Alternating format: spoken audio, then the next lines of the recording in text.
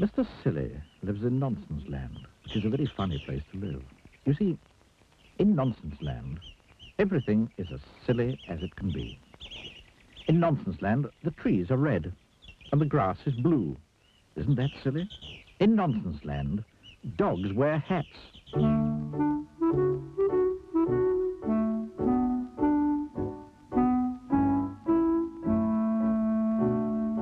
And do you know how birds fly in Nonsenseland?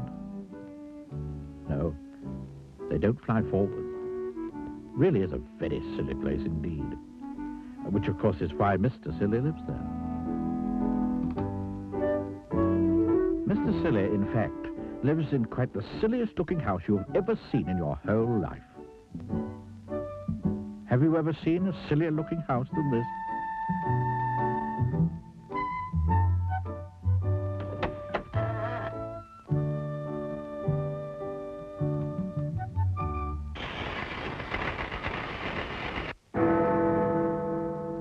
Now, this particular story is all about the Nonsense Cup.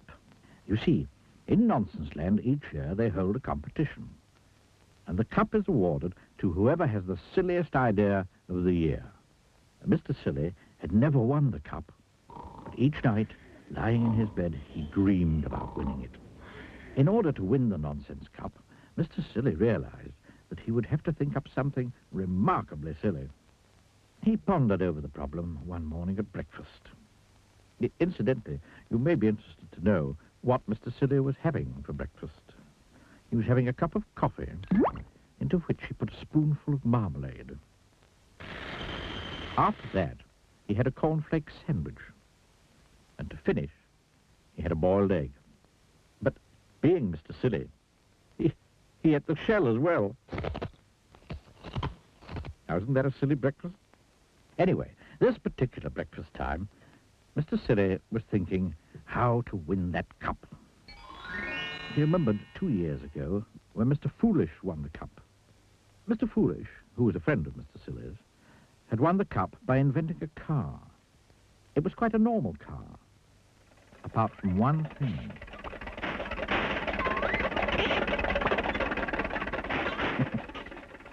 Isn't that silly? Mr. Silly thought and thought.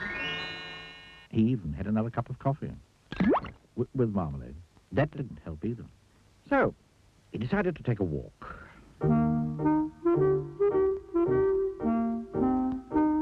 On his walk, Mr. Silly met a chicken wearing Wellington boots and carrying an umbrella. Wouldn't it be silly if you didn't wear Wellington boots and carry an umbrella, he said to the chicken. Meow, said the chicken.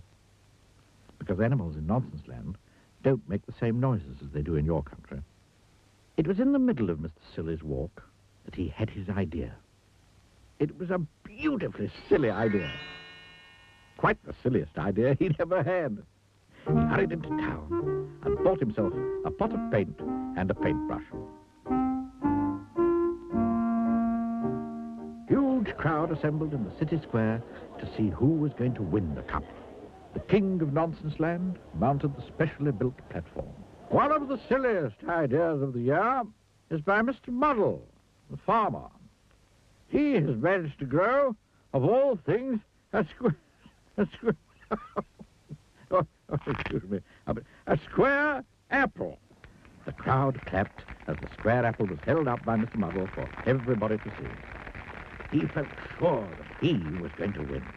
However, said the king, and Mr. Muddle's face fell, we have had an even sillier idea entered by Mrs. Nincompoop. It was a teapot, quite the silliest teapot there had ever been. The crowd broke into thunderous applause.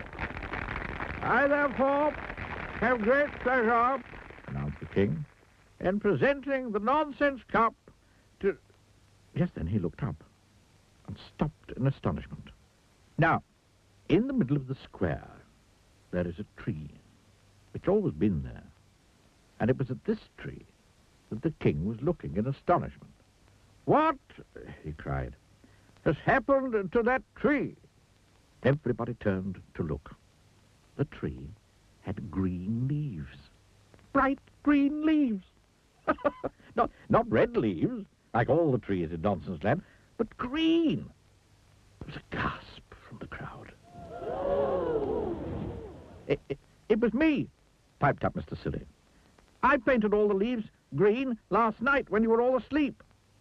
A green tree, exclaimed the king. Who ever heard of a green tree? A green tree, shouted the crowd. How silly! And they started to applaud wildly. Mr. Silly smiled, modestly. The king held up his hands. I think, he said, that this is the silliest idea I have ever heard of. And therefore, I award the Nonsense Cup to Mr. What did he say his name was? To Mr. Silly. The crowd cheered and cheered. Mr. Silly went big with pride. And a bird, perched high up in the branches of the silly green tree, looked down. Woof, it said, and flew off, backwards.